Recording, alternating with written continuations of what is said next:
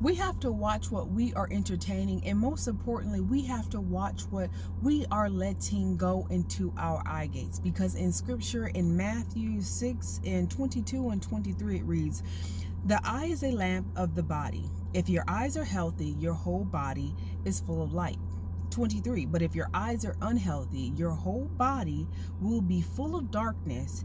If then the light within you is darkness, how great is that wickedness?" So you have to be careful, because some people are in a place to where different people struggle with different things. With your eye gates is another doorway, meaning if you struggle with perversion, you may not want to watch things that promote that. What do you mean? It could be shows you like to binge watch, and if they have a lot of sex scenes, perverted ways of talking, very sexual type jokes, very simple, like 50 Shades of Grey. If you're struggling with perversions, you may not want to watch that, and that's just for anybody.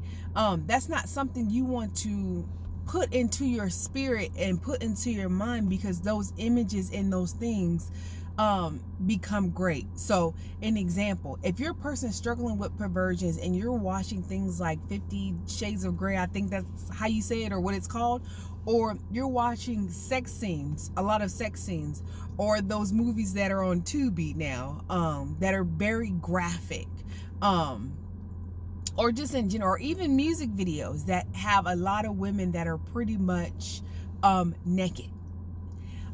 If you continuously feed your mind, that's why some are struggling so bad with pornography, because they are watching every day. Then you're adding substances. If they smoke, they drink, or whatever their choice of drug is, or whatever they do, you're fueling that demon. You're fueling that spirit that's in you, instead of making it dormant. If you starve it, it has no fuel. So the more you're feeding it with the porn, the physical activity, the watching this shows, that shows, the conversations, all those type of things, you are feeding the beast inside of you. So that thing is getting so fat, so full, like a tick.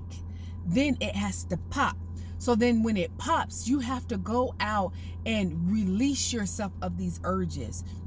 So some say, I have a lot of issues with, self-pleasuring, because you are feeding. Because usually when people do that, they watch things to get them going, or they do things just to get them going.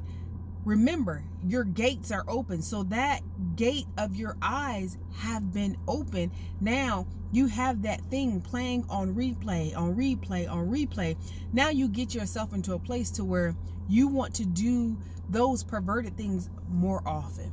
Then when that gets boring, you want to elevate to something else. But all you're doing is feeding the beast inside of you. And then when it pops, you have to physically go out and act off of flesh.